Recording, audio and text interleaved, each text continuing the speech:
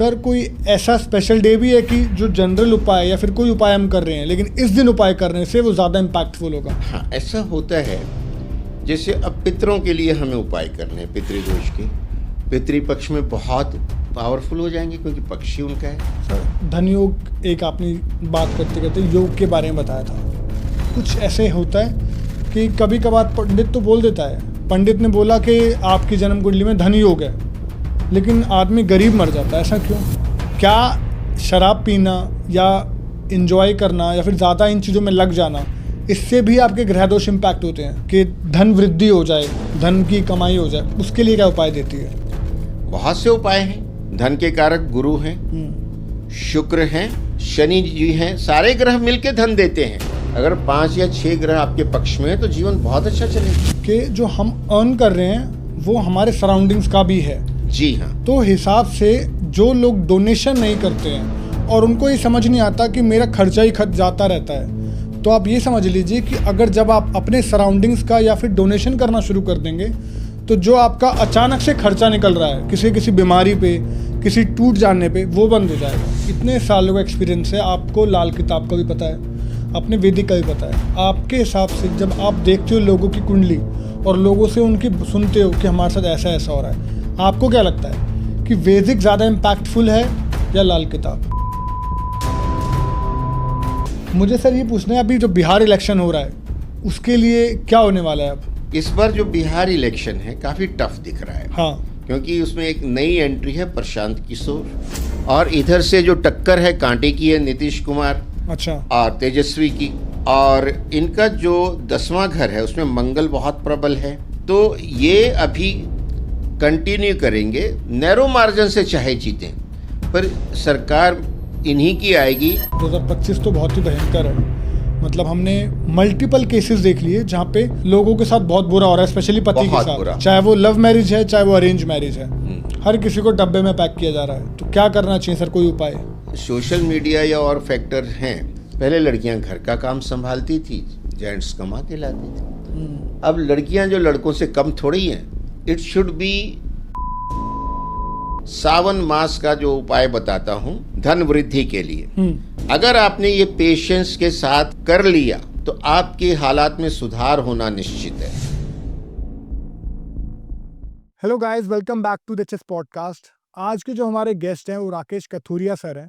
उनको आप हमारे चैनल पे पहले भी देख चुके हैं, जिनकी रील 1 मिलियन टच कर गई है। उन्होंने पहले पैसों के बारे में बहुत ही अच्छी रेमेडीज दे चुके हैं, साथ में वो प्रेडिक्ट कर चुके हैं कि नेक्स्ट प्रधानमंत्री कौन सा बनेगा।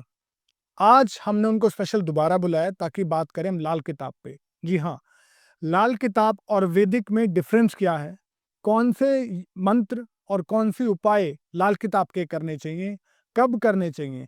हमने ये भी बात की है कि अगर आपके रिलेशनशिप में कुछ इश्यूज हैं तो कैसे सॉल्व होंगे। ऐसे ऐसे उपाय उन्होंने दिए हैं कि आपको करने में 2 रुपए की कॉस्ट भी नहीं आएगी। क्या कोई उपाय आपको 24 घंटे में रिजल्ट दे जाएगा? जी हाँ, हम सुनते आ रहे हैं आजकल 2 घंटे में उपाय, 24 घंटे में उपाय। क्या वो कितने इम्पैक्टफुल हैं?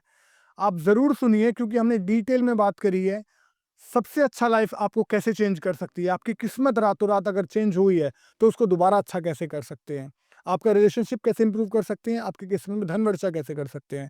ऐसे ना जाने कितने सरल और अच्छे उपाय सर ने दिए हैं। Let's start the podcast. Rakesh sir, आपका बहुत बहुत स्वागत है एचएस पॉडकास्ट में एक बार और। Thank you sir, before we start this podcast, मैं एक बार व्यूअर्स को ये बताना चाहूँगा कि सर हमारे पास पहले भी आ चुके हैं और सर ने भविष्यवाणी की थी कि आगे पीएम कौन बनेगा। तो जिसने वो पॉडकास्ट नहीं देखा है वो ज़रूर देखिए, क्योंकि सर ने लॉजिकल आंसर दिया है, सबकी कुंडली देखी है, रिव्यू किया है और फिर बताया कि नेक्स्ट पीएम हमारा कौन सा आने वाला है, बीजेपी से आएगा, किसी और से आएगा, या पॉडकास्ट से पता लगाएंगे। इतने सालों का एक्सपीरियंस है, आपको लाल किताब का भी पता है, आपने वैदिक का भी पता है। आपके हिसाब से जब आप देखते हो लोगों की कुंडली और लोगों से उनकी सुनते हो कि हमारे साथ ऐसा ऐसा हो रहा है, आपको क्या लगता है कि वैदिक ज़्यादा इम्पैक्टफुल है या लाल किताब? दोनों ही कोरिलेटेड हैं। वैदिक में हम ग्रह की क्या स्थिति है, उसकी क्या महादशा अंतर्दशा चल रही है, और उसमें साढ़े सती, ढैया बहुत रोल प्ले करते हैं। अच्छा। फिर कोई दुष्ट योग हैं, जैसे पितृदोष है, कालसर्प दोष है, ये सारी चीजें देखते हैं, उनके उपाय बताए जाते हैं। पितृदोष है तो पितृदोष निवारण की पूजाएं होती हैं गया में, हरिद्वार में, त्र्यंबकेश्वर, प्रयागराज, तो 3 दिन की पूजा करानी है। ठीक है। काल सर्प दोष है तो काल सर्प दोष की पूजा करनी है। वो पूजाओं से उस क्षेत्र में राहत आने लगती है। और अगर कोई ग्रह पीड़ित है हम्म। तो उस ग्रह के जो वस्तु है उसका दान दो। बिल्कुल।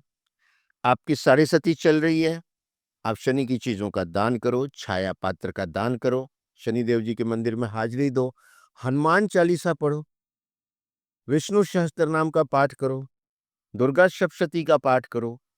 ये सारी विधियां हमारे वैदिक में है। ठीक। उन ग्रहों के जो है आप नग पहनो, जैसे गुरु के लिए जो है पुखराज है, शनि के लिए नीलम है, शुक्र के लिए हीरा है, चंद्रमा के लिए मोती है, सूर्य के लिए मानिक है, लाइक दिस। तो वो आपको उनका धारण करना चाहिए अगर समर्थ है तो, क्योंकि महंगी आइटम है। और लाल किताब में क्या होता है, कुंडली में ग्रहों की स्थिति देखी जाती है, पक्का पक्का घर और पक्के घर का मालिक और उसका कारक, वो सही है तो ठीक है, अगर वहाँ खराबी है तो उसके उपाय किए जाते हैं। अब आपकी कुंडली में लाल किताब के ज्योतिष के हिसाब से हर जन्मदिन पे प्लेनेट आपकी पोजीशन ग्रहों की चेंज करते हैं ठीक है। With respect to your original horoscope. वो चेंज करने के बाद कहाँ आते हैं उनको देखा जाता है, वो फेवरेबल हैं कि नहीं है। जैसे आपके अष्टम में शनि आ गया, बहुत तकलीफ देगा, बड़े एक्सीडेंट, बड़ा नुकसान हो सकता है। तो भाई शनि का उपाय क्या है, शनिवार को 8 किलो साबुत उड़द काले वाली नदी में प्रवाहित कर दो। और लाल किताब का उपाय हमेशा दिन में करना है और सूर्य की रोशनी में करना है। अगर डे क्लाउडी है तो भी नहीं करना, क्योंकि सूरज उसकी विटनेस करता है। ग्रह मंडल का राजा वही देखता है कि आपने प्रे किया यहाँ से वहां के इफेक्ट के लिए। तो मछलियां जो है, जो उड़द है उसके दाने फूलेंगे, उनको खा लेगी। ठीक है। कितनी मछलियां खाएंगी, तो आपकी जो नेगेटिविटी चली गई थी अष्टम हाउस में शनि की, वो डाइल्यूट हो गई। आपको अब उसका नुकसान जो है बहुत, या तो नहीं होगा होगा तो बहुत मामूली होगा। उसी तरह राहु 12वें घर में चला गया, ये बहुत बड़ा नुकसान करा सकता है। तो आप, राहु कौन है आपका, जिसको स्वीपर बोलते हैं ना, भंगी, हम्म। वो है। अब आप भंगी की हेल्प कीजिए, तो उसको जो है उसकी कोई जरूरत की चीज ले दीजिए। उसको मसूर जो है, लाल मसूर दाल, वो मंगलवार के मंगलवार उसको दे दीजिए, उतने से राहत आ जाएगी। गुरु छठे घर में चला गया, छठे घर में गुरु जो है प्रभाव नहीं दे पाता है। अब उसका प्रभाव हमको अच्छा लेना है उस साल में। अब गुरु क्या है, ब्राह्मण है, आपका गुरु है, तो आपने ब्राह्मण या गुरु को गुरुवार को आप पीले वस्त्र दान दो। गुरु की चीज है चने की दाल 1.25 किलो, वो दे दो, हल्दी दे दो, केसर दे दो, लड्डू दे दो, पीले रंग के होते हैं, केले दे दो, पपीता दे दो, पीले रंग का होता है। ये सब गुरु के चरणों में अर्पित करके साथ में कुछ दक्षिणा दे के आशीर्वाद ले लो। तो आपने जो छठे में गुरु था उसके प्रभाव को अपने जो ब्राह्मण देवता या गुरु के पास उसकी चीजें देके पहुंचाया। अब ब्राह्मण तो आशीर्वाद ही देगा ना, तो गुरु के फल अच्छे हो गए। कितना सरल उपाय है।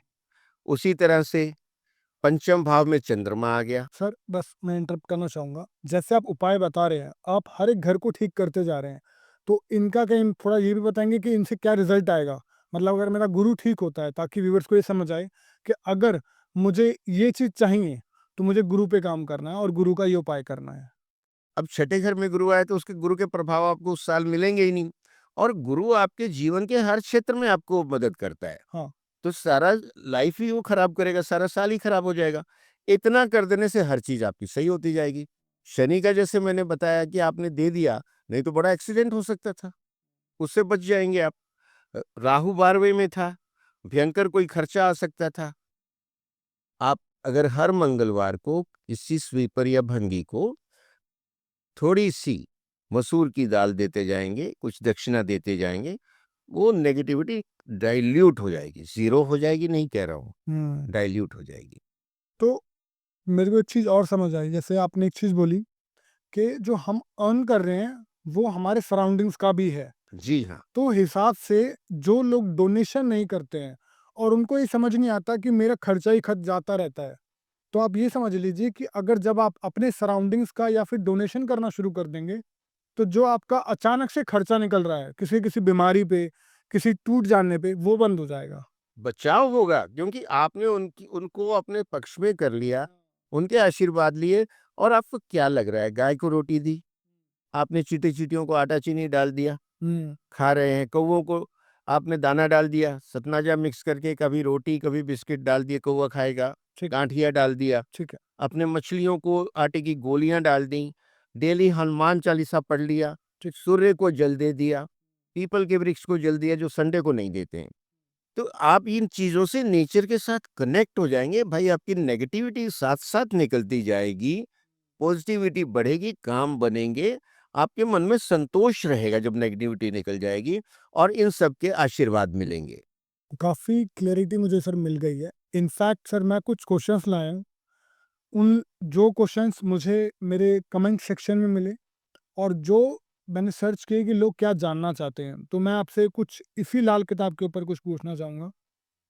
और ये मैं नहीं, ये लोग चाहते हैं, क्योंकि लोग, हम व्यूअर्स बहुत परेशान होते हैं, लोग बहुत परेशान होते हैं। सबसे पहले जो मुझे लगता है कि मैं अपने आप से पूछता हूँ, अगर मैं अपने बारे में जानना चाहूँ तो मुझे लगता है कि मेरे लाइफ में ना सर कभी-कभार अचानक से बदलाव आ जाता है। सब कुछ ठीक चल रहा है और अचानक से लाइफ डिप्रेशन में चली जाती है, स्ट्रेस में चली जाती है, एक कुछ अचानक घटना हो जाती है। उसको सर कैसे ठीक कर सकते हैं, मिनिमाइज़ कर सकते हैं? एक तो जो मैंने ये बताया है, हुँ, आपको कनेक्टेड रहना है सराउंडिंग के साथ। ये ठीक। बड़ा सिंपल है। ठीक है। डेली माथे, नाभि और जीभ पे केसर लगाइए। हुँ। ये आपके लिए बहुत फायदेमंद है, गुरु के प्रभाव माथे, अच्छे होते हैं। नाभि, और जीभ, जीभ। देखिए, आपको ये करने से बहुत से फायदे होंगे, एक फायदा नहीं है। ठीक है। अच्छा, हनुमान चालीसा पढ़िए। संकट ते हनुमान छुड़ावे, मन क्रम वचन ध्यान जो लावे। ठीक है ना। और सब पर राम तपस्वी राजा, तिनके काज सकल तुम साजा। भाई, उनका सुमरन पूर्वक सबके काज बनते चले जाते हैं। दुर्गम काज जगत के जेते, सुगम अनुग्रह तुम रहते थे। भाई, जितने दुर्गम काम काम है आपके, आप नहीं सब समझ पा रहे, नहीं कर पा रहे, आप उनका सुमिरन तो करो। काम आप ही करेंगे, हनुमान जी आके आपका काम नहीं करेंगे, लेकिन आपको वो शक्ति देंगे, आपको उत्साह देंगे, और परिस्थितियां आपके पक्ष में कर देंगे, काम आपका हो जाएगा। अंत काल रघुवरपुर जाई, जहां जन्म हरि भक्त कहाई, और देवता चितन धरई, हनुमत से ही सर्व सुख करई।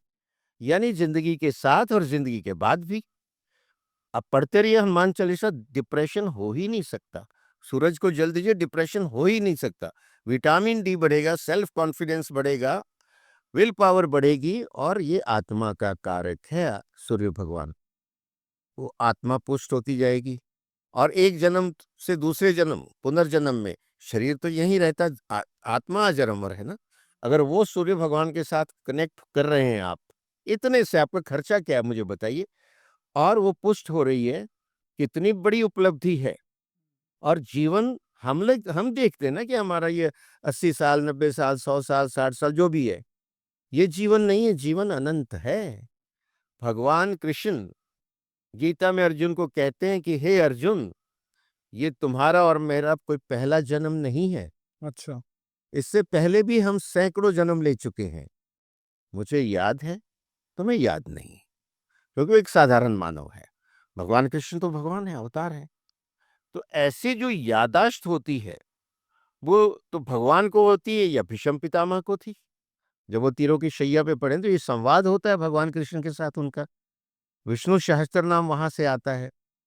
तो जब ये बातें हैं, तो आप क्यों समझते हैं कि आपका जीवन इतना ही, आप खूब अच्छे कर्म कर रहे हैं, सारे उपाय भी कर रहे हैं, आपका कुछ फायदा नहीं हो रहा। हाँ। इसका मतलब ये है कि पिछले जन्मों के कर्म फल आप बहुत खराब लेके आए, बहुत ज़्यादा डेट लेके आए, कर्जा लेके आए, चुका रहे हैं, चुका रहे हैं, चुका रहे हैं।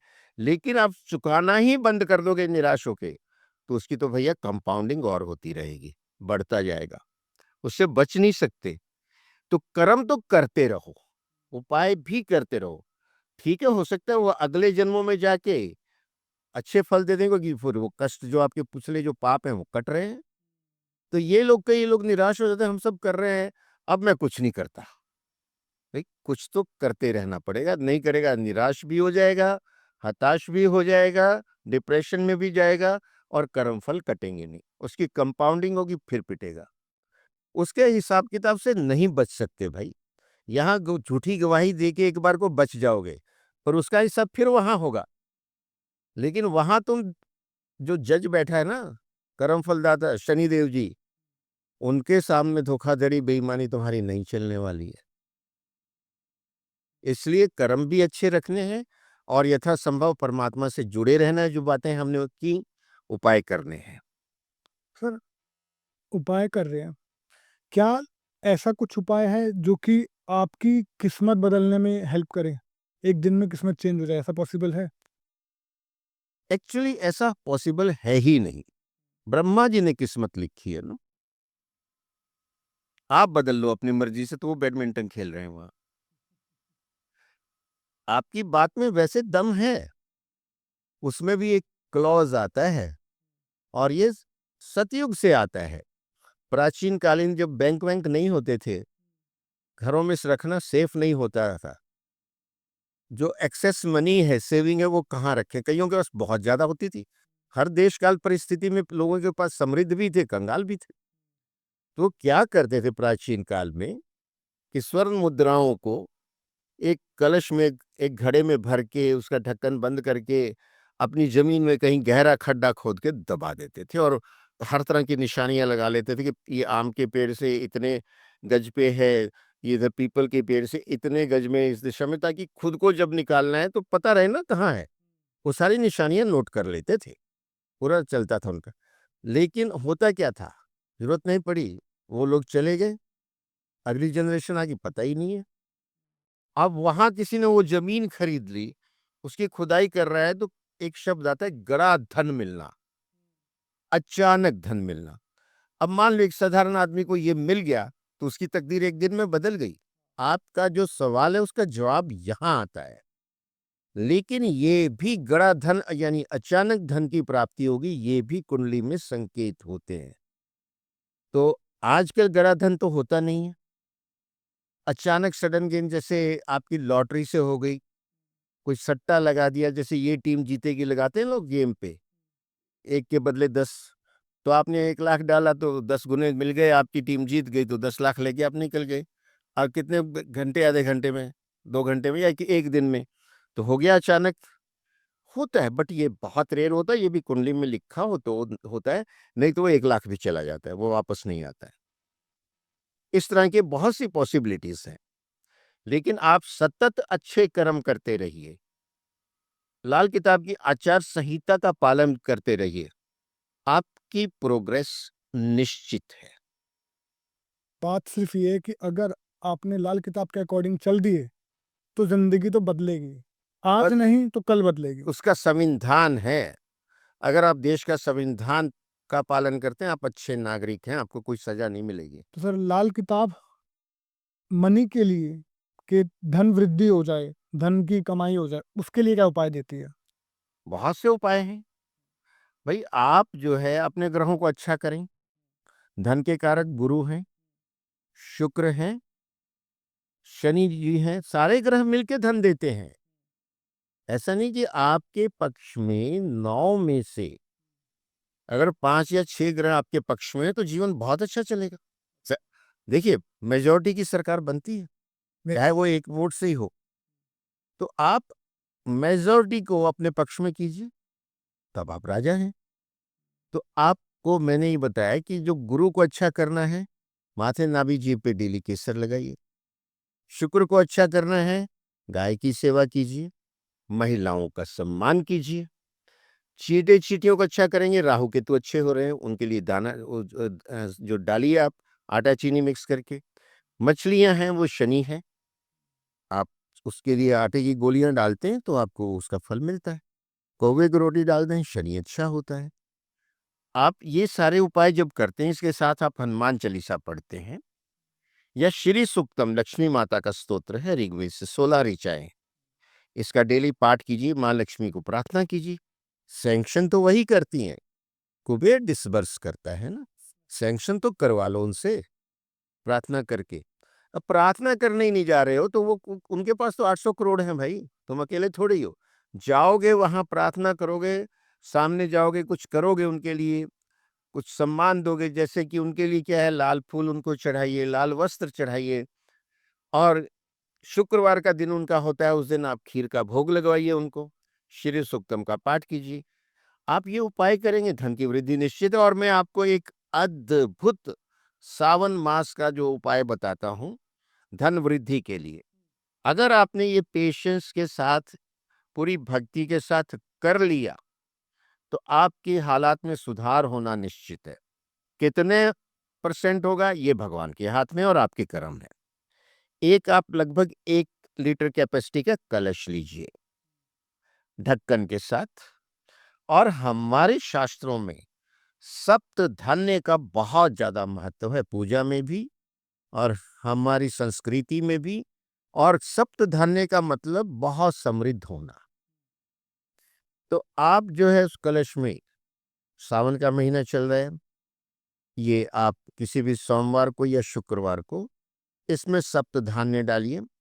मैं आपको सीक्वेंस भी बताता हूं।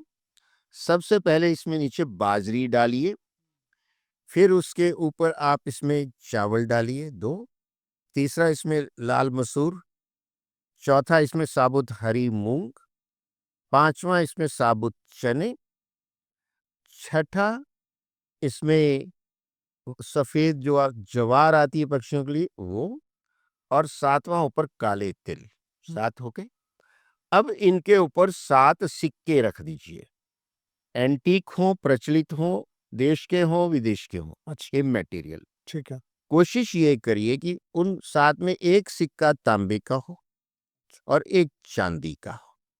Not difficult. ठीक है। उसके बाद उसके ऊपर ढक्कन रखिए, ढक्कन में फिर चावल भर दीजिए, ढक्कन में गैप होता है ना खा, और उसके ऊपर लाल कपड़ा बांध दीजिए। ये सोमवार या शुक्रवार वाले दिन अपने घर के मंदिर में या नॉर्थ ईस्ट कोने में स्थापित कर दें। उस पे हर शुक्रवार को श्री सूक्तम का पाठ करें और प्रे करें। और ठीक 7वें सोमवार अगर सोमवार को रखा है तो, या 7वें शुक्रवार अगर शुक्रवार को रखा है तो, उसका अनाज बाहर निकालिए, वो पेड़ों के नीचे डाल दीजिए। चींटे चींटियां भी खाएंगे, पक्षी भी खाएंगे। ठीक है। कनेक्ट हो गए नेचर से, पुण्य हो गया। सिक्के अपने पास रखिए जो है, उसको दोबारा इसी सीक्वेंस में भर दीजिए, फिर वहीं रख दीजिए। वही हर शुक्रवार को उस पे श्री सूक्तम का पाठ, सिक्के वहीं स्थापित, उसी सीक्वेंस में सब कुछ। फिर 7 सोमवार के बाद अनाज बाहर, चींटी चींटियों पक्षियों को, फिर रिफिल, सिक्के रखो, फिर वैसे स्थापित करो। ये 7 साइकिल करो। ठीक। मैंने कहा ना पेशेंस के साथ करो, वो एक दिन वाला फंडा यहाँ नहीं लगेगा आपका। तो आप करो लगातार 7 साइकिल। उसके बाद जब 7वां कंप्लीट हो, जो खाली कलश है वो जल में प्रवाह कर दो, 7 सिक्के अपने लाल कपड़े में बांधो और अपने घर की तिजोरी, सेफ जहां धन रखते हो वहां रख दो। स्थापित हो गया, अब उसका आनंद लो। तो सर ये वो है ना, सब्र की चीज मीठा फल देती है। तो ये 49 दिन का जो आपने उपाय बताया, और ये 7 साइकिल, हाँ वही 49 डेज हो गए, 7 साइकिल, 7 7 से 49। तो 49 दिन जिसने कर लिया, एक सबसे अच्छी बात मुझे ये लगी कि एक आपने इस दिन, इन दिनों में करते करते भगवान की पूजा करना शुरू कर दी, जी हाँ, एक आपने दान शुरू कर दिया, एक जब इन सब चीजों में आपकी आदतें अच्छी हो जाती है ना, तो अपने आप साइकिल जो खराब थी आपकी वो ठीक होनी शुरू हो जाएगी। जी हाँ। आपने वो पॉइंट कैच किया, जो आपने अपने दिनचर्या और साइकिल खराब कर रखे हैं ना, वो मॉडिफाई होके ठीक होगा। और जब आप लगातार होंगे तो ये भरा हुआ कलश जो है ना, समृद्धि का प्रतीक है। इसका सिंबल इसका जो है, ये कुंभ है, कुंभ राशि है, कुंभ का मेला है। कलश ही तो था कुंभ के मेले की, जो आपने माइथोलॉजी सुनी है। तो ये अमृत कलश की तरह हो जाएगा 7 साइकिल में। जो ये आजकल से चल रहे हैं ना, एक दिन में उपाय कर लो, एक घंटे में कर लो। देखो ऐसा है कि ये बातें दिमाग में हजम नहीं होती, अपील ही नहीं करती हैं। 1 घंटे में हो जाएगा सारी जिंदगी की समस्या का समाधान और पिछले जन्मों के कर्मों का लेखा जोखा। काम लगातार, जो चीज सतत की जाती है, लगातार की जाती है, उसके जो फल मिलते हैं वो स्थायी और बहुत शुभ होते हैं। मेरी एक चीज और मुझे आपसे पूछनी है। कई लोग करते करते करते करते सर, कुछ लोगों को जैसे मान लीजिए आपने एक रेमेडी दी, किसी किसी को फल मिल रहा है, किसी को नहीं मिल रहा है, ऐसा भी होता है। मुझे ये जानना है उनके लिए कि फल उनको क्यों नहीं मिल रहा है, वो क्या करें ताकि उनको वो फल मिलने लग जाए, नेगेटिविटी खत्म हो जाए जो उनको फल मिलने से रोक रही है। अगर उपाय कर रहे हैं लगातार ईमानदारी से तो कुछ फल जरूर मिलते हैं। अगर नहीं मिल रहे हैं ठीक है। तो इसका बड़ा स्पष्ट कारण है कि उनके पिछले जन्मों का लेखा जोखा, बहुत ज्यादा कर्जा डेबिट लेके आए हैं, बहुत खराब है, और उसकी कंपाउंडिंग बुरी तरह से हो चुकी है। वो चुकता ही नहीं कर पा रहे हैं। भाई, आपकी देनदारी 1 करोड़ की है, आप उसको 100 रुपया ले जाके दे रहे हो, और फिर आपने कहा कर मेरा तो कर्जा ही नहीं चुकता हो रहा। आपने इतनी देनदारी इकट्ठी कर ली पिछले जन्मों की, करोड़ रुपए की है मान लो, तो 100 रुपए में कैसे चुकता हो जाएगी? मैं तो जी हर महीने 100 रुपए दे आता हूँ। उन कर्म फल के सामने कोई उसका सिग्निफिकेंस है? फिर सतत करते रहना पड़ेगा। तो सर एक समझने वाली बात ये है कि अगर आपके कुछ लग नहीं रहा है या फिर आपके हाथ से कुछ ज़्यादा जा रहा है, तो वो अच्छी बात है, अभी इसी जन्म में दे दो, लेखा जोखा चुकता हो रहा है, वरना दोबारा फिर जन्म लेना पड़ेगा और दोबारा फिर भुगतना पड़ेगा। और ज्यादा भुगतना पड़ेगा, कंपाउंडिंग हो जाती है। एक सवाल सर उन लोगों से, मैंने जस्ट चेक किया अपने कमेंट्स में, वहाँ पे लिखा था कि लोग परेशान हैं शादी ना होने से, मतलब उनकी उम्र निकलती जा रही है, शादी होते होते रुक जाती है, टूट जाती है, रिश्ता टूट जाता है। वो कुछ ऐसा उपाय लाल किताब से ताकि लोगों की शादी पूरी हो जाए, संपन्न हो जाए। देखो ऐसा है कि लाल किताब ये कहती है कि सप्तम भाव जो पति पत्नी का है, वहाँ वहाँ राहु, केतु, शनि, मंगल, सूर्य, ये ग्रह जब क्रूर ग्रह बैठ जाते हैं ना, ये शादी में विलंब करते हैं। और अगर शादी हो भी जाती, विलंब से मतलब 35-40 साल तक हो जाती है उम्र, आधी उम्र से ज्यादा तो निकल जाती है। अगर हो भी गई तो उसमें खटपट होती है और डाइवोर्स हो जाता है। ठीक है। और आजकल तो बहुत ही खतरनाक चीजें देखी हैं शादी के बाद। मार के हस्बैंड को ड्रम में सीमेंट में डाला जा रहा है, सांप से कटवा रहे हैं, पहाड़ से धक्का दे रहे हैं, क्या क्या नहीं। वो मैं सर आगे पूछूंगा, क्योंकि जिसकी शादी हो गई है उसके घर में सर कलेश खत्म नहीं हो रहा है, तो पहले ही अब वो शादी करा शादी देते। जैसे सप्तम में अगर शनि है तो बड़ा सरल उपाय है। एक बांसुरी, साधारण बांस की, उसमें देसी खांड भर के ठीक है। शनिवार को सुनसान जगह में खड्डा करके, अच्छा। 2-3 फुट गहरा, बांसुरी को उसमें लिटा दो, मिट्टी से भर दो। एक तो ये उपाय है। अगर वहां सूर्य है तो 7 तांबे के चकोर टुकड़े संडे को सुनसान जगह में खड्डा खोद के दबा दो। अगर वहां राहु या केतु है तो एक हाथी बनवाओ, चांदी का, सॉलिड, पुखरा नहीं होना चाहिए, कम से कम 100 ग्राम का हो, उसकी सूंड नीचे हो, राइट लेग आगे हो, और उससे बड़ी चांदी की डिब्बी बनवाओ, और सोमवार के दिन उस हाथी को गंगा जल और कच्चे दूध में नहला के चांदी की डिब्बी में रख के उसको गंगा जल से भर के ढक्कन बंद, और हर मंडे को चेक करो, जितना उसमें सूख गया उसको टॉप अप करते रहो। इससे वहां राहत आएगी। तो लाल किताब ने ये उपाय बताए हैं। तो ऐसा नहीं है कि जनरल रेमेडीज नहीं होती, आपको अपनी कुंडली चेक करनी बिल्कुल, पड़ेगी कुंडली चेक करके उस हिसाब से इसको उपाय को करना पड़ेगा। और तभी वो उपाय लगेगा। तो जी हाँ, ऐसा नहीं है कि कोई भी उपाय उठाया, गूगल किया, नहीं चलेगा। ये किसी जानकार से अध्ययन करवा के उससे जान जो है गाइडेंस ले ले। एक ये भी मुझे जानना है कि लाल किताब क्या कहती है कि जैसे मेरी एक सोच है, मैं हमेशा अपनी सोच के अकॉर्डिंग ही करता हूँ, लेकिन जब किस्मत चेंज होनी होती है, ग्रह बदलते हैं, सोच भी अचानक चेंज हो जाएगी। जी हाँ, जैसे राहु की महादशा चल रही है। राहु अच्छा नहीं है, क्रूर प्लेनेट है। आपका सोचने का तरीका ही उसके हिसाब से चलता जाएगा। लेकिन जैसे ही राहु की महादशा समाप्त होती है और गुरु की महादशा प्रारंभ होगी, गुरु मान लीजिए कुंडली में अच्छा है, इमीडिएटली जो महादशा बदलते ही आपको महीने 2 महीने 3 महीने में आपकी सोच भी अच्छी होने लगेगी और आपके कामों के आपको शुभ फल मिलने लगेंगे, आय में वृद्धि होने लगेगी। शादी रुकी हुई तो गुरु अच्छा है, गुरु शादी करवाएगा। अच्छा, ये सारी चीजों का फर्क पड़ता है। तभी कुंडली का जो है पूरा अध्ययन करना पड़ता है। सर जब हम शादी की बात कर रहे थे और आपने एक पॉइंट उठाया कि आजकल 2025 तो बहुत ही भयंकर है। मतलब हमने मल्टीपल केसेस देख लिए जहाँ पे लोगों के साथ बहुत बुरा हो रहा है, स्पेशली पति के बहुत साथ। बुरा। चाहे वो लव मैरिज है, चाहे वो अरेंज मैरिज है। हर किसी को डब्बे में पैक किया जा रहा है। क्या करें सर? मतलब शादी ठीक करने के लिए हर कोई चाहता है कि उसकी शादी ठीक हो जाए, उसका घर बस जाए। तो क्या करना चाहिए सर, कोई उपाय? एक्चुअली ये जो सोशल मीडिया या और फैक्टर हैं, पिछले 30-35 साल में संस्कार खत्म हो गए। वो सबसे बड़ी समस्या है। पहले ये कहा जाता था कि शादी 7 जन्मों का बंधन है।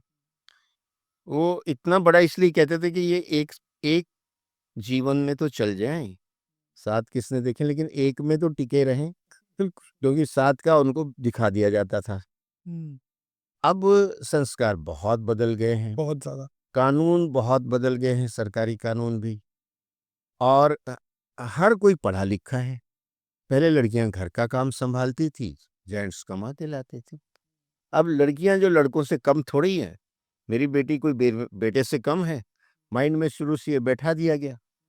ठीक है, उनको भी पढ़ना है, आगे बढ़ना है, लेकिन it should be continuity and change. ये कंटिन्यूटी है कि अपने परिवार को सुरक्षित रखते हो, चेंज ये है कि हमें प्रोफेशन में आगे बढ़ना है। दोनों में सामंजस्य, कंटिन्यूटी एंड चेंज। लेकिन कट एंड चेंज ये हो रहा है। यस। तो ये कट और चेंज की वजह से सारी समस्या है। जरा सी बात हुई नहीं, मुझे भी तो तुम्हारे बराबर तनख्वाह मिलती है, चलो साथ नहीं रहेंगे, डाइवोर्स। ईगो है ना? ईगो है। कंटिन्यूटी और चेंज जब होगा, दोनों चीजें बैलेंस होंगी। कट एंड चेंज जो हो रहा है उसका परिणाम है ये अपनी सोच संस्कार पे वापस जाना होगा, तभी सुधरेगा, वरना कानूनी तरीके से ये कोई चीज इसमें इम्प्रूव हो नहीं सकती है। तो जो लोग दुखी हैं कि उनकी वाइफ मान नहीं रही है, वो चाहते हैं सब कुछ हो जाए, तो कुछ वो ऐसा उपाय कर सकते हैं या कुंडली देख के ही उपाय करना चाहिए फिर इसमें? देखिए, एक बार जो केस बिगड़ जाता है, आजकल पहले जमाने में क्या होता था, संयुक्त परिवार होते थे, रिश्तेदारों में आप एक दूसरे की बड़ी रिस्पेक्ट होती थी। पहले भी इस तरह रूठते थे। हाँ। मायके चली जाती थी लड़कियां, मायके जाती थी तो माँ बाप समझाते थे कि तेरी शादी वहां कर दी है, जिंदगी तेरे को वहीं बितानी है, वहां अपना सुलह समझौता करो और वापस जाओ।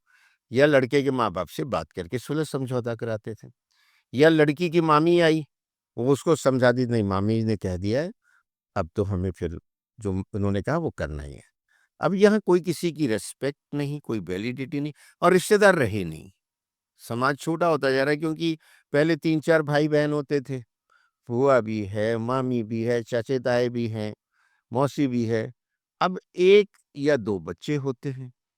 पिछली जनरेशन से ये हो गया है। अब वो है ही अकेली, भाई बहन कोई है ही नहीं, कुछ को समझाने वाला नहीं, कुछ सोशल कंट्रोल नहीं। पहले सोशल कंट्रोल बहुत अच्छा था, एथिकल था, राइट। और लड़कियों में भी शर्म थी।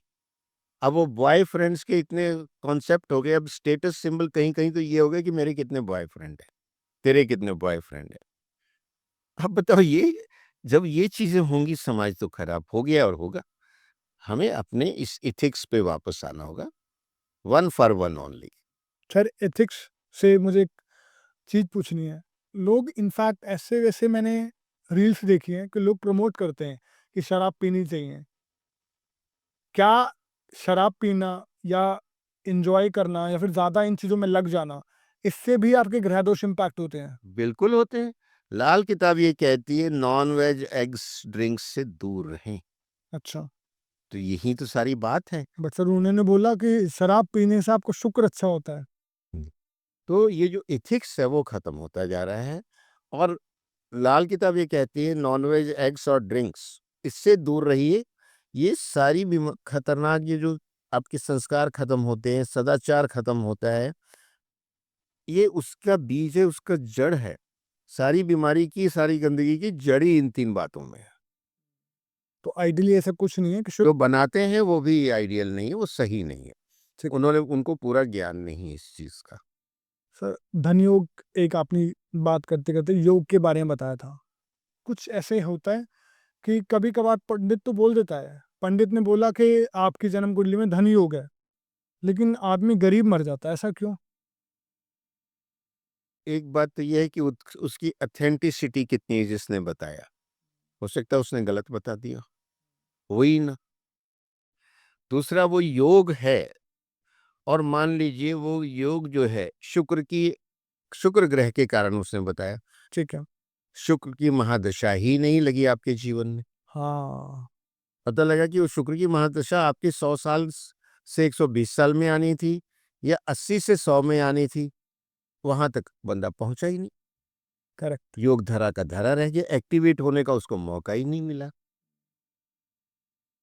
तो फिर ऐसा भी कोई तरीका होता है कि किसी की महादशा या फिर योग आप जल्दी बना लो लाइफ में? वो तो पॉसिबल योग है? तो बन के आते हैं। हाँ, और महादशाएं को सीक्वेंस फिक्स है, वो आप फिक्स उसको है। चेंज नहीं कर सकते, मैंने बताया। बिल्कुल। आपको जनरल उपाय बताए गए हैं, उससे कुछ हद तक आपका इम्प्रूवमेंट आएगा, वो हम डिस्कस कर चुके हैं। तो हिसाब से अगर आप उपाय करते रहोगे या फिर जैसे आपने बताया जनरल रेमेडीज़ हैं जो कि अपनी सराउंडिंग्स का ध्यान रखना, बहुत ही बेसिक और हर कोई कर सकता है। तो वो आपकी लाइफ में काफ़ी कुछ इम्प्रूव कर सकता है, राइट? बिल्कुल। सर कोई ऐसा स्पेशल डे भी है कि जो जनरल उपाय या फिर कोई उपाय हम कर रहे हैं, लेकिन इस दिन उपाय करने से वो ज़्यादा इम्पैक्टफुल होगा? हाँ, ऐसा होता है। जैसे अब पितरों के लिए हमें उपाय करने हैं, पितृदोष के। पितृपक्ष में बहुत पावरफुल हो जाएँगे क्योंकि पक्ष ही उनका है, या अमावस्या के दिन वो पावरफुल हो जाएँगे। अच्छा, उसी तरह अगर हमने चंद्रमा का कोई उपाय करना है, तो जो पूर्णिमा का दिन है, वो बहुत पावरफुल हो जाएगा उसके लिए। अब शनि ग्रह का उपाय करना है, साढ़े सती चल रही है, तो शनिवार को शनि देव जी के मंदिर जाएँ शाम को, पावरफुल होगा। हनुमान जी का मंगल का उपाय है, मंगलवार को होगा। तो जो ग्रह का वार है, उसमें वो ज़्यादा पावरफुल हो जाता है। और जो शुभ समय होता है, जैसे नवरात्रि का है, श्रावण का है, उसमें कोई भी उपाय करें क्योंकि वो बड़ा शुभ समय चल रहा है देवताओं का, उसके अंदर करेंगे तो ज़्यादा जल्दी और शुभ फल मिलेंगे।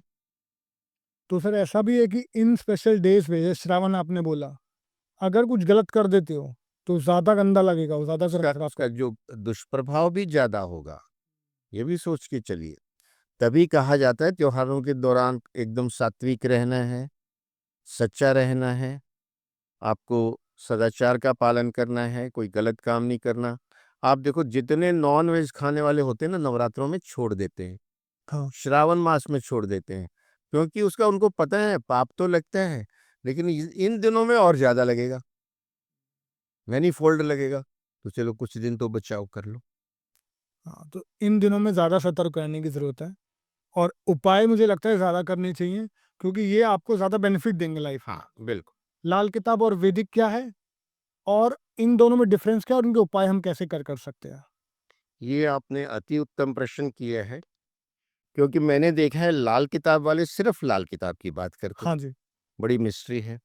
वैदिक वाले सिर्फ वैदिक की बात करते हैं, तो वो वहीं तक सीमित रह जाती है। अब दोनों के बीच में कोरिलेशन क्या है, करेक्ट।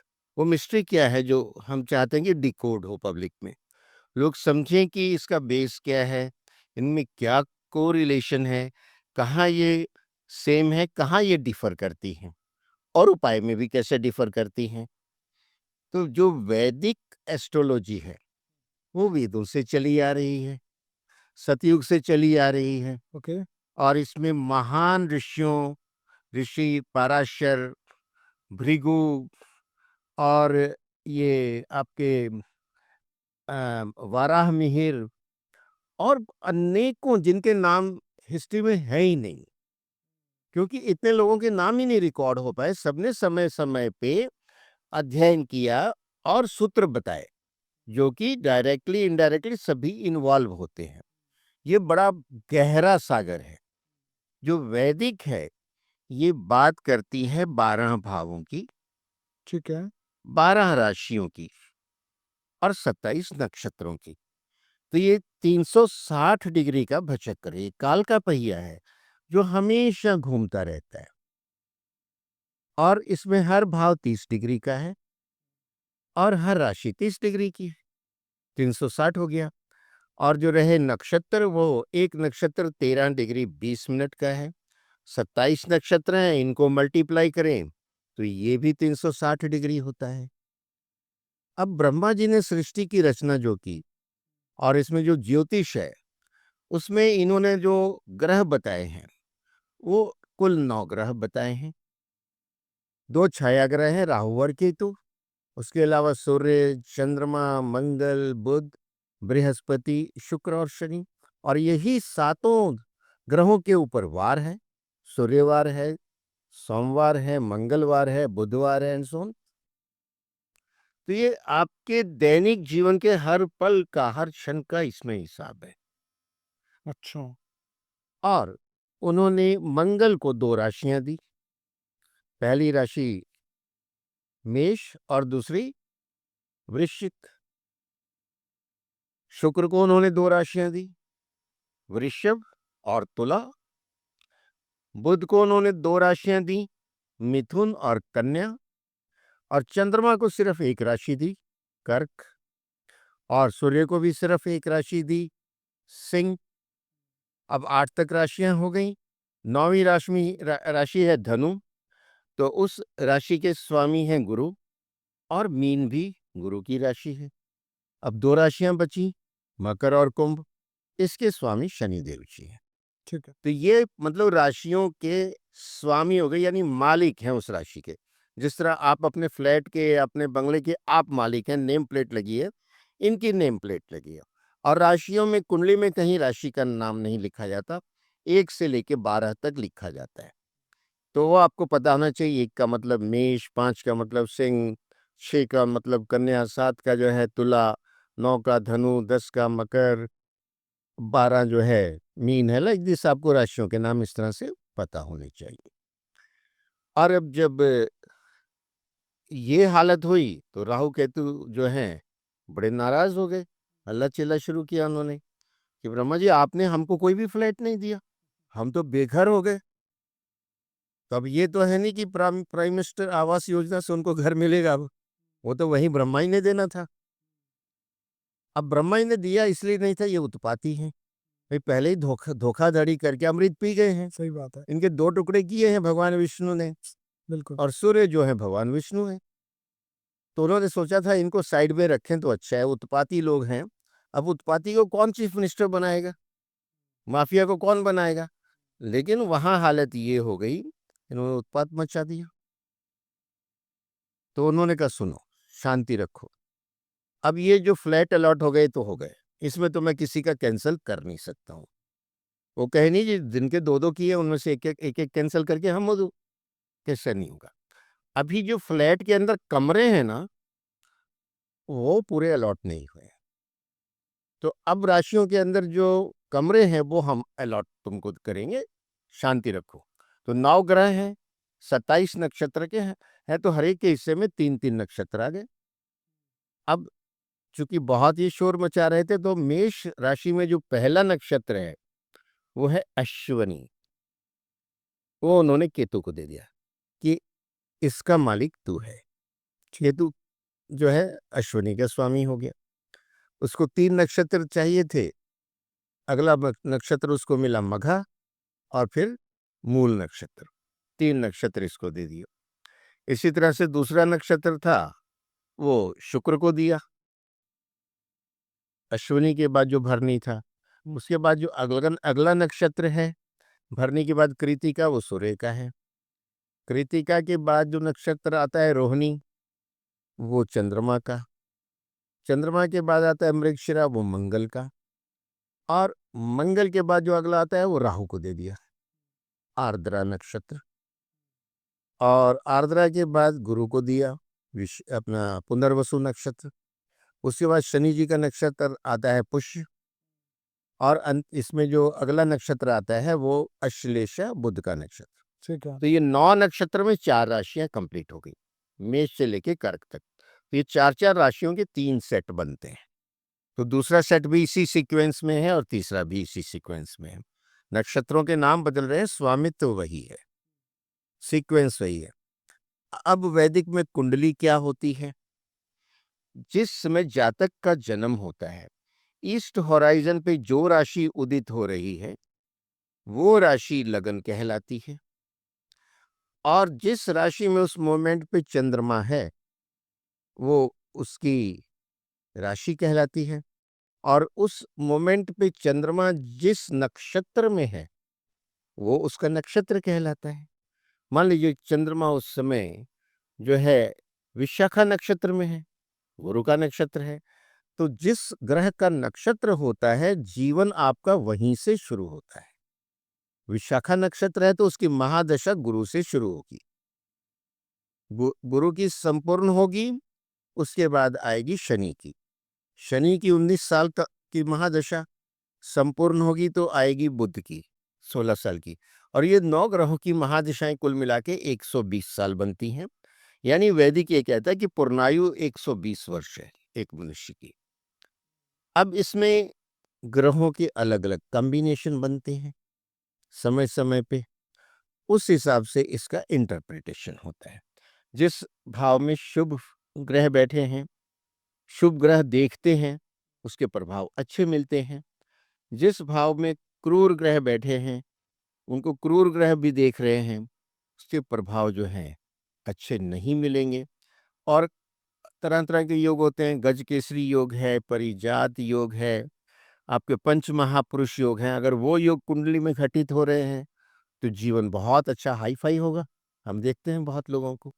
और हर ग्रह के अपने कैरेक्टरिस्टिक हैं, उस ग्रह का उस मनुष्य पे प्रभाव होगा कि लगन कौन सा है, लग्नेश कौन है, कहाँ बैठा है, किसके साथ बैठा है। तो ये सारी चीजें इस हिसाब से वैदिक की जो चलती हैं। ठीक है। सर, एक मुझे चीज़ पूछनी है, जैसे आप बता रहे हैं कि नक्षत्र फिक्स है, ठीक है?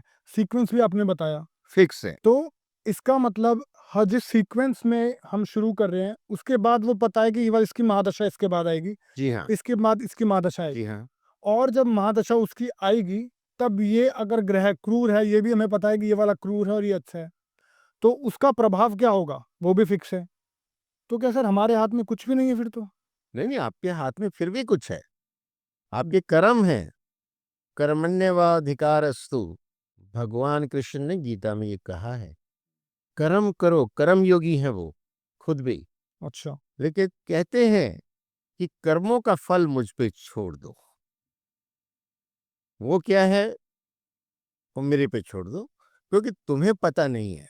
तुम ये सोच रहे हो कि तुम्हारा जीवन इतना ही है जितना तुम देख रहे हो, इतना नहीं है। पहले बहुत जन्म हो चुके हैं और उनके कर्म फल हैं। What is your horoscope? It is nothing but carry forward balance sheet of your previous birth deeds. उस हिसाब से आपको कर्म फल मिलना है। तो आप सिर्फ कर्म ही कर सकते हो, जो दशा है, वो सब फिक्स हो चुका है, अब उसका रिज़ल्ट भी आपको भगवान पे ही छोड़ना पड़ेगा। जी हाँ। अब अब आपने कहा था कि इसका लाल किताब के साथ। मैं आने वाला था उस पॉइंट पे सर कि जब वैदिक पे इतना डिटेल में सब कुछ लिखा है, हमें लाल किताब की ज़रूरत क्यों पड़ रही है? लाल किताब जो है मानव के अनुभवों के आधार पे चलता है, हुँ, और ये बहुत प्रैक्टिकल है। और इसको जनता के सामने लाने वाले जो हैं परम पूजनीय पंडित रूपचंद जी जोशी हैं। उन्होंने इसका अध्ययन किया। उसके पहले ये किताब लाइब्रेरी में धूल खा रही थी। अच्छा, उन्होंने 1939 में लाल किताब के अरमान, फरमान, 1942 में लाल किताब गुटका, और 1952 में बृहत्तर लाल किताब लिखी।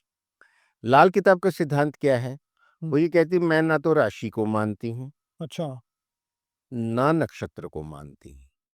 मान लो 3 डायमेंशनल कुंडली है, उसको समुद्र में डुबो दिया है, राशियां डूब गई, नक्षत्र डूब गए, भाव तैरते रहे और ग्रह तैरते रहे। ग्रह जहां थे वहीं है, तैर रहे हैं, आगे डूब गया। अब वो बात करती है पक्के घरों की, काल पुरुष की कुंडली की।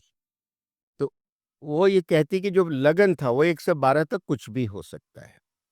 12 राशियां हैं कि ईस्ट होराइजन पे, उसमें कोई भी राशि उदित हो सकती है समय अनुसार। लेकिन वो कहती है इसको मैं एक ही मानूंगी, नंबर 1। ये पहला पक्का घर है। यानी हर इंसान की जो कुंडली है उसको वो काल पुरुष की कुंडली में कन्वर्ट करती है और 1 नंबर से शुरू करती है। और जो पक्के घरों के मालिक हैं उसकी बात करती, कोरिलेशन वहीं से आता है, कुंडली वैदिक से ही बनती है। अब जो पहला पक्का घर है, लाल किताब ये कहती है इसका मालिक तो मंगल है, मेष राशि का मालिक भी मंगल है, लेकिन इसका कारक जो है सूर्य है। सूर्य आपकी पूरी पर्सनैलिटी का मालिक है, ग्रह मंडल का राजा है, वो पूरी बॉडी को वही रूल करता है ओवरऑल। जैसे प्रधानमंत्री पूरे देश को रूल करता है, लेकिन अलग अलग राज्यों के मुख्यमंत्री अलग है, लेकिन पूरे देश का राजा एक ही है। तो उस तरह सूर्य जो है पहले घर का कारक है, यानी पूरी कुंडली का जो करता धरता मुखिया है, प्रधानमंत्री है, वही है। अब दिल्ली है, दिल्ली में दिल्ली की भी सरकार है, करेक्ट। लेकिन जो मुख्य कारक है वो वो प्रधानमंत्री, सेंट्रल गवर्नमेंट है। Yes. It's like that. दूसरा पक्का घर जो है वो शुक्र का है, वृषभ राशि होती है, लेकिन वो कारक उसका गुरु है, क्योंकि आपका कुटुंब है, वाणी है, धन स्थान है, आपकी वाणी भी वही है। अगर गुरु बढ़िया है, कारक बढ़िया बैठा है, उसके अच्छे फल मिलेंगे। तीसरा पक्का घर जो है वो बुध का है और उसका कारक मंगल है, क्योंकि तीसरा पक्का घर काल पुरुष का कंधा है, यहां से शौर्य और ताकत देखी जाती है। और जो मंगल है वो पराक्रम का देवता है, बहादुरी का। तो तीसरे पक्के घर का कारक जो है मंगल है, वो भाई बहनों का घर है, पराक्रम का घर है। चौथा पक्का घर भूमि भवन माता वाहन का सुख है, उसका मालिक चंद्रमा है और उसका कारक भी चंद्रमा है, क्योंकि चंद्रमा को ब्रह्मा जी ने एक ही तो राशि दी है, कर्क, तो पूरा उसको कंट्रोल दे दिया है। ठीक है। पांचवा पक्का घर सूरज का है, लेकिन उसके साथ में कारक जो है गुरु को जोड़ दिया, क्योंकि वो विद्या का स्थान है, आपकी मेंटल क्रिएटिविटी का, संतान का, अथॉरिटी का, रोमांस का। तो वहां जो गुरु बहुत जबरदस्त कारक है। अगर पंचम में गुरु अच्छा बैठा है या सूर्य अच्छा बैठा है तो बंदे का बहुत राइज होना है। ठीक है। छठा पक्का घर जो है वो बुध का है, कन्या राशि। ये रोग ऋण शत्रु का घर है और इसका जो कारक है वो बुध है और केतु, दोनों इसके कारक हैं। सातवां पक्का घर पति पत्नी का स्थान है, तो इसका जो मालिक है वो तो शुक्र है, लेकिन पति पत्नी में अकेला तो कोई कुछ नहीं कर सकता, ये तो 2 का कॉम्बिनेशन है। तो उसका मालिक तो शुक्र है, लेकिन उसका कारक बुध है। ये संसार की चलती हुई चक्की है, जिसमें कबीरदास जी जो कहते हैं, चलती चक्की संसार की देख कबीरा रोए, 2 पाटन के बीच में साबुत बचा न कोई। तो नीचे का पार्ट जो शुक्र है वो धरती है, उसके ऊपर जो घूम रहा है वो आकाश है। यानी जो घर में जो पुराने टाइम में चक्की होती थी ना, नीचे का पार्ट शुक्र है, ऊपर जो हत्थे से पकड़ के घुमाते थे वो बुध है। ठीक है। तो इसमें 2 का रोल है, तभी सृष्टि होती है। अष्टम भाव है, मृत्यु का भाव है, आयु का भी है, संघर्ष का भी है, इंट्यूशन का भी है। तो अष्टम पक्के घर का मालिक तो मंगल है। अब एक ही के हाथ में मृत्यु और जीवन छोड़ दो तो वो तो अपनी मनमानी करेगा। बिल्कुल। तो ब्रह्मा जी ने उसका कारक मंगल, शनि और चंद्रमा तीनों को बनाया है। जिसे कहते हैं ना भाई, हाई कोर्ट की जो है सुनवाई हो रही है, 3 जजों की बेंच है, कहते हैं ना, सुप्रीम कोर्ट में 5 जजों की बेंच बनी है, यस। यानी एक ही अगर जज तो वो कुछ भी फैसला दे देगा, हाँ। दूसरा कोई आर्ग्यू करने वाला है ही नहीं। जब 5 बैठे हैं तो उसके हर पक्ष को देखेंगे कि और निष्पक्ष फैसला होगा। उसी तरह ये 3 कारक दे दिए हैं। अगर अष्टम में आपके वैसे चंद्रमा है तो ये बड़ा पीड़ादायक होता है, बहुत डिप्रेशन में ले जाता है, मूड का स्विंग बहुत करता है और सुसाइडल टेंडेंसी देता है। और ऐसे में जातक के ये जो कुल्हों वाला पार्ट है उसमें पानी भरने का खतरा होता है, क्योंकि चंद्रमा जल तत्व है।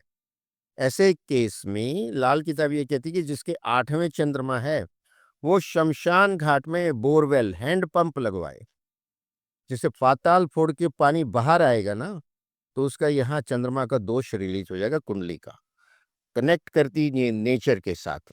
9वां पक्का घर गुरु का है, उसका कारक भी गुरु है। ये धर्म कर्म का, अध्यात्म का, भाग्य का स्थान है। आपके जो बड़े हैं उनका स्थान है, विदेश का स्थान है, यहीं से समृद्धि आने, कहते हैं बड़ा भाग्यशाली है ये। तो अगर गुरु 9वें में बैठा है तो आपको जीवन के सारी सफलताएं और सुख देगा।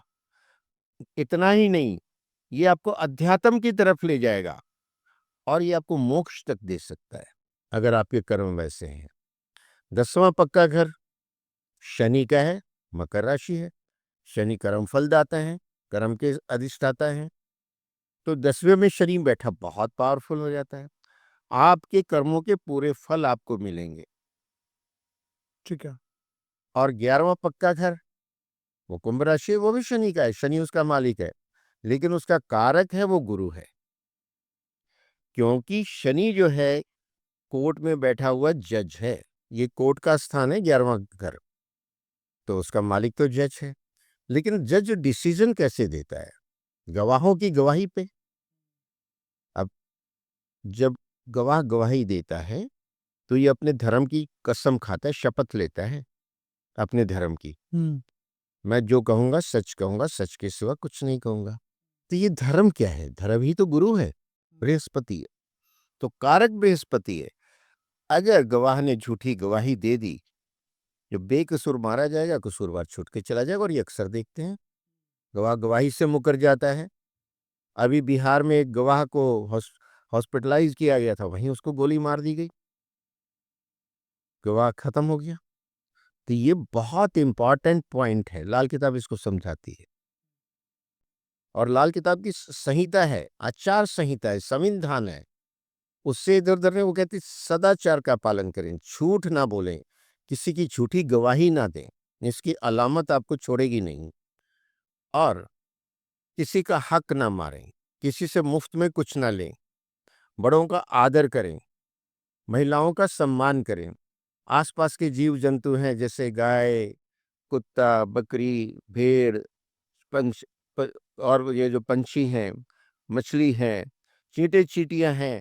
और भी प्राचीन काल में तो सारा जो था इसी तरह का समाज था, बिल्कुल। एग्रेरियन और एनिमल हस्बेंड्री पे। तो उनकी देखभाल करें, जितना उनकी सेवा करेंगे, आपकी इनकम आपके अकेले की नहीं, इन सराउंडिंग वालों का भी उसमें हिस्सा है। अगर आप देते रहेंगे रोज गाय को रोटी, पक्षियों को दाना, मछलियों को आटे की गोलियां, तो इन चीजों को और ये चीते चीटियों को, तो आपकी जो है कमाई नेक हो जाएगी, आपके कामों में बरकत आएगी, सुख समृद्धि बढ़ेगी, जीवन की समस्याएं कम होगी। वो अपने पे ले लेंगे ना। कुत्ता केतु है, गाय शुक्र है, कौवा शनि है, मछलियां भी शनि और शुक्र दोनों हैं, जल तत्व से कनेक्ट करती हैं आपको। और 12वां पक्का घर गुरु का है, मीन राशि, अंतिम घर है, और ये 330 डिग्री से 360 डिग्री तक का है। इसका जो मालिक है गुरु है, लेकिन इसका जो कारक है गुरु और राहु दोनों हैं। राहु को कहीं तो एडजस्ट करना ही था, कोई पोर्टफोलियो तो देना ही था ना, ब्रह्मा जी ने हंगामा कर दिया था उन्होंने। अब अगर इसमें राहु और गुरु दोनों बैठे हैं तो गुरु कहता भाई अब तो अपने हिसाब से कर ले, गुरु चुप हो जाता है। और वैसे लाल किताब कहती गुरु और राहु मिलके बुध बन जाता है। अच्छा। और लाल किताब में ये परिकल्पना भी है कि 2 ग्रह जब मिल जाते हैं तो उनमें से कोई तीसरे ग्रह का अफेक्ट आना शुरू होता है, उसको बोलते हैं नकली ग्रह। तो जब राहु और गुरु इकट्ठे बैठे तो नकली बुध बन जाता है, तो उसका प्रभाव भी आ जाता है। तो उस केस में राहु के दुष्प्रभाव इसमें आ जाते हैं। ये जो है आपको हॉस्पिटलाइज करा सकता है, स्कैंडल में फंसा सकता है, जेल करा दे सकता है। इतना खतरनाक हो जाता है अगर बिगड़ा हुआ है तो। गुरु के जब वहाँ गुरु एज ए कारक एक्ट करता है तो स्पिरिचुअलिटी की तरफ ले जाता है, विदेश ले जाता है, आपके सुखों में वृद्धि भी करता है, खर्चे में भी करता है, पर उस केस में खर्चा आपका शुभ कार्यों पे होता है। पर जब राहु कराता है तो आपको बर्बाद कर देता है, गलत कामों में हो जाता है, मुकदमेबाजी में फंसा दिया, बीमारी में फंसा दिया, हॉस्पिटलाइजेशन में लाखों निकल गए, कोर्ट केस में निकल गए। तो ये फर्क है दोनों के कारकत्व का। तो यहाँ डिफरेंस आता है वैदिक और लाल किताब का। सर जैसे आपने बहुत डिटेल आंसर दिया और आपने हर एक घर के बारे में बताया, और आपने ये भी बताया कि वैदिक और लाल किताब में डिफरेंस क्या है। सर ख़त्म करने से पहले आपने बहुत अच्छा प्रेडिक्ट किया था मेरे लास्ट पॉडकास्ट में। मुझे सर ये पूछना है, अभी जो बिहार इलेक्शन हो रहा है उसके लिए क्या होने वाला है अब? इस बार जो बिहार इलेक्शन है काफी टफ दिख रहा है, हाँ, क्योंकि उसमें एक नई एंट्री है प्रशांत किशोर, जो कि काफी सीजन्ड हैं और अलग अलग पॉलिटिकल पार्टीज के वो स्ट्रेटेजिक एडवाइजर रहे हैं और उनको कामयाबी दिलाई है इन्होंने। इस बार वो खुद मैदान में हैं और इधर से जो टक्कर है कांटे की है नीतीश कुमार अच्छा। और तेजस्वी की। लेकिन नीतीश कुमार की जो कुंडली है वो मिथुन लगन की है और उनकी जो राशि वृश्चिक है, तो वृश्चिक राशि की उनकी ढैया समाप्त हो गई 29 मार्च को, बेटर पीरियड इज अहेड। और इनका जो 10वां घर है उसमें मंगल बहुत प्रबल है, शुक्र मालव्य योग में है अपनी उच्च राशि में, और 9वें भाव में गुरु, राहु, बुध, सूरज, शनि चतुर्थ में। ये कुंडली के जो बड़े अच्छे योग हैं और इसमें राहु की महादशा चलती है, पॉलिटिक्स का कारक है, वो शनि के राशि में है, और अंतर्दशा शुक्र की चल रही है। शुक्र 10वें भाव में बैठा है जो कर्म का भाव है, पॉलिटिक्स का भाव है, सत्ता का स्थान है। तो ये अभी कंटिन्यू करेंगे, नैरो मार्जिन से चाहे जीतें, पर सरकार इन्हीं की आएगी। तेजस्वी जो है उनका नीच का सूरज है, तो वो अपोजिशन में बने रहेंगे, और जो प्रशांत किशोर है वो अपनी सीट या कुछ और सीटें जीतेंगे। अब वो इस चुनाव में वाइल्ड कैट है, अच्छा। पहली दफे जनता के सामने वो जा रहे हैं। तो जंगली बिल्ली जिसको बोलते हैं वाइल्ड कैट, वो कैसा बिहेव करेगी अभी प्रेडिक्ट करना मुश्किल है। वो वोट काटेंगे, लेकिन उससे फायदा किसको होगा ये चुनाव के बाद पता लगेगा। तो ये स्थिति है कि सरकार यही रिपीट करेगी, नैरो मार्जिन से करेगी, और हो सकता है कि साल 1.5 साल बाद इसमें कोई प्रॉब्लम भी आ जाए। हाँ, तो ये है बिहार की स्थिति। तो सर और 1.5 साल बाद दोबारा इलेक्शन होगा फिर? नहीं, पहले भी सरकार वहां बदलती रही है, हाँ। तो अब आगे लगता है ऐसा है कि ये बहुत ज्यादा स्टेबिलिटी वाली सरकार नहीं होगी। चलिए सर, बहुत मज़ा आया हमेशा की तरह आपसे बात करके। जिन लोगों यहाँ तक पहुँच गए हैं वो ज़रूर देखिए, वो रेमेडीज़ ज़रूर करिए सर की, क्योंकि सर की दी हुई रेमेडीज़ बहुत इम्पैक्टफुल होती है और आपकी कॉस्ट बिल्कुल नहीं लगेगी, क्योंकि जिस तरह की रेमेडीज़ हैं आपका खर्चा कुछ करने देगी ही नहीं। सर जाने से पहले बहुत बहुत धन्यवाद। मज़ा आया सर आपसे बात करके। आई होप सर दोबारा ज़रूरत पड़ेगी तो हम आपको बुलाएंगे ज़रूर। हिमांशु जी, आपका भी बहुत बहुत धन्यवाद। आप युवा प्रतिभाशाली जो है सोशल मीडिया में हैं, और आपके लिए हमारी सारी शुभकामनाएं। और जब आप याद करेंगे, कोई दूरी नहीं। Thank you sir.